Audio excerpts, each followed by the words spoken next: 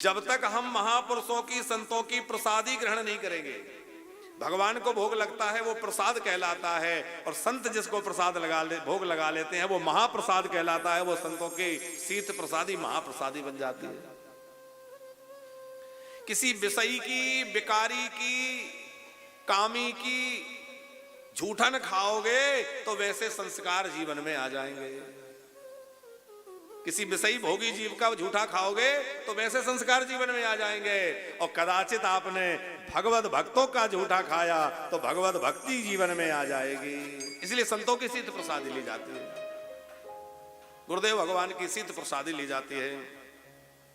तो शीत सो अनंत प्रीति जानि रस रीति ताते हृदय रंग छायो है। हृदय में रंग छा गया, किसका? भक्ति का रंग छा गया, हृदय निर्मल बन गया शीत प्रसादी से।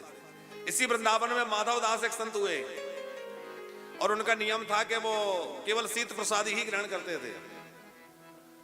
झाड़ियों में जहां तहां बैठे रहते और संतों की पंगत हो जाती तो जाते थोड़ा जो मिल जाता ले आते, भगवान को भोग लगा के पा लेते।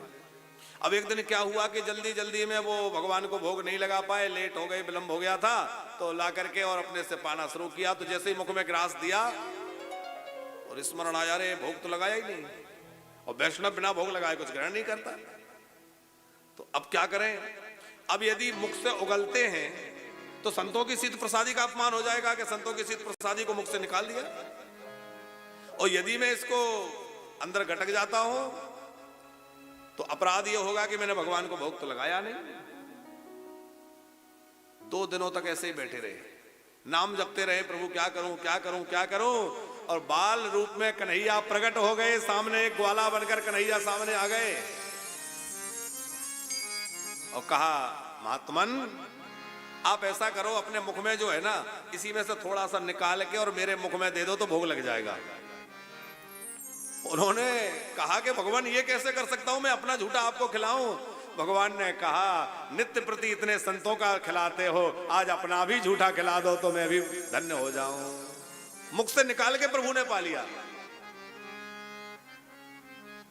अंतःकरण की सर्वथा शुद्धि निर्मलता तभी होगी जब महापुरुषों का संग करेंगे, उनका चरण प्रक्षालन करके चरणामृत लेंगे और उनकी शीत प्रसादी लेंगे।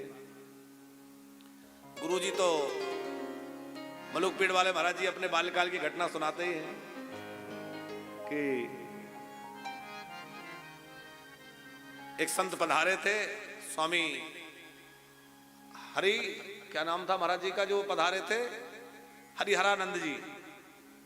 तो स्वामी जी पधारे हुए थे और महाराज जी ने उनकी सेवा की। महाराज जी की अवस्था उस समय बहुत छोटी थी, छोटी अवस्था में ही महाराज जी उनकी सेवा कर रहे थे। और उन्होंने एक सेब खाया, सेब फल। तो सेब खाया तो उसका जो छिलका था, गुठली थी, कुछ अंदर का त्याज जंस जो होता है वो इन महाराज जी को दिया कि लो ले जा करके बाहर डाला और हाथ धो के आ जाना। अब महाराज जी लेकर तो गए, स्वयं महाराज जी सुनाते हैं, लेकिन मन में भाव आया कि ये संत की शीत प्रसादी है, इसको फेंके क्यों, पा लेते हैं। तो वो छिलका भी, गुठली भी, जो बीज होते हैं वो बीज भी सब महाराज जी कहते हैं हमने चबा के सब पा लिया, हाथ धो के आ गए। अब जाने वो कैसे समझ गए? उन्होंने कहा कि फेंक दिया। बोले हाँ। तो बोले नाराज हो गए कि झूठ बोलते हो, ब्राह्मण बालक होकर झूठ बोलता है। मैंने कहा था फेंक आना, फेंका नहीं है, तुमने खा लिया। मैं एक सन्यासी हूं और सन्यासी का झूठा किसी को नहीं खाना चाहिए। नाराज हो गए, क्षमा मांगी कि मैंने तो ये सोचा कि संत की प्रसादी है, फेंकना ठीक नहीं है, इसलिए पाली है, अपराध हो गया, क्षमा कर दीजिए। तो पहले तो बड़े नाराज हुए और फिर शांत होकर के कहा, बेटा हम महात्मा हैं, हमारा झूठा खा लिया तो अब तुम संसार के काम के नहीं बची, अब तो तुम्हें महात्मा ही बनना पड़ेगा। और उस प्रसादी की महिमा देखिए कि आज जो है संत श्रोमणी के रूप में महाराज जी विराजमान हो रहे हैं। आज पूरे भारत में नहीं विश्व में महाराज जी जो है संतत्व का जीता जागता उदाहरण के रूप में प्रस्तुत है। ये संतों की शीत प्रसादी का महिमा है।